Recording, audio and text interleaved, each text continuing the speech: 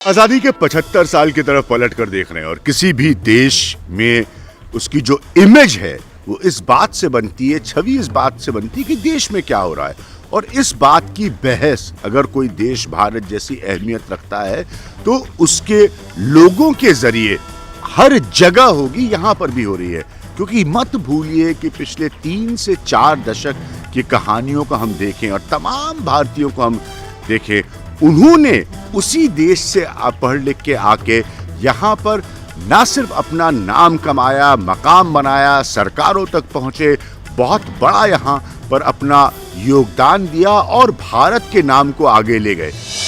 बहुत खास लोगों को मैंने यहाँ ऑक्सफोर्ड में आमंत्रित किया है और ये बहुत अहमियत रखते हैं ये लोग, क्योंकि इनका तजुर्बा भी है और इनकी खुद का अचीवमेंट भी है। तो पद्मेश गुप्ता, सबसे पहले आपसे स्टार्ट करूंगा।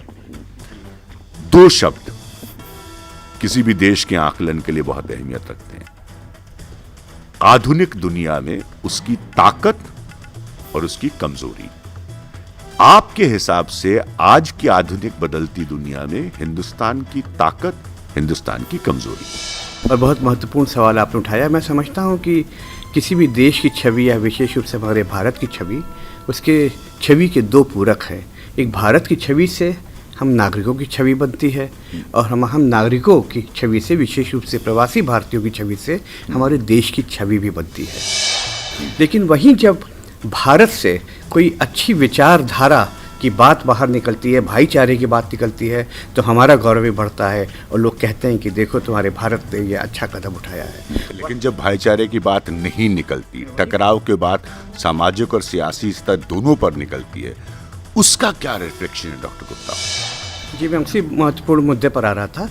तो वहीं जहाँ पर कोई संकीर्णता की बात या कोई संकीर्ण सोच या कोई विवाद ऐसा भारत में उठता है जिस पे अंतर्राष्ट्रीय दृष्टि और निगाह पड़ती है, उससे निश्चित रूप से हम लोगों को भी शर्म, हमारा भी सर शर्म से झुकता है और हमें अपने भारत के बचाव में कुछ ना कुछ ऐसा कहना पड़ता है, समझाना पड़ता है यहाँ के लोगों को। परिवर्तन में जब हम दुनिया बदलने की बात कर रहे हैं और भारत के 75 साल आज़ादी के पूरे होने की बात कर रहे हैं, तो एक बड़ी खास बात आपसे साझा करूंगा, वो ये कि अगर भारत की अर्थव्यवस्था इसी तरह तरक्की करती रहेगी तो जल्दी ही वो ब्रिटेन को पार कर सकती है। ये अपने आप में एक बहुत अहमियत भरी बात है। डॉक्टर अमित गुप्ता हमारे साथ हैं। डॉक्टर गुप्ता, जो सवाल मैंने डॉक्टर पद्मेश गुप्ता से किया था वही सीधा सवाल आपसे। आपके आकलन में 75 साल को देखते हुए हमारी कमजोरी और ताकत।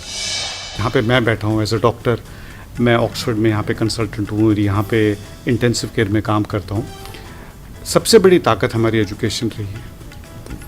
हम लोगों ने, जितने भी प्रवासी भारतीय रहते हैं, जो डॉक्टर्स हैं, आज यूके में नहीं यूएस में भी हैं, उन लोगों ने जो हमारी एजुकेशन MBBS और MD जो करी है इंडिया में, वो हमें बहुत ही सस्ते दाम में इतनी सस्ती और इतनी बढ़िया एजुकेशन मिली है। उस नींव के बेसिस पे, उस नींव पे खड़े होके हम लोग यूके जाते हैं, US, जर्मनी, कहाँ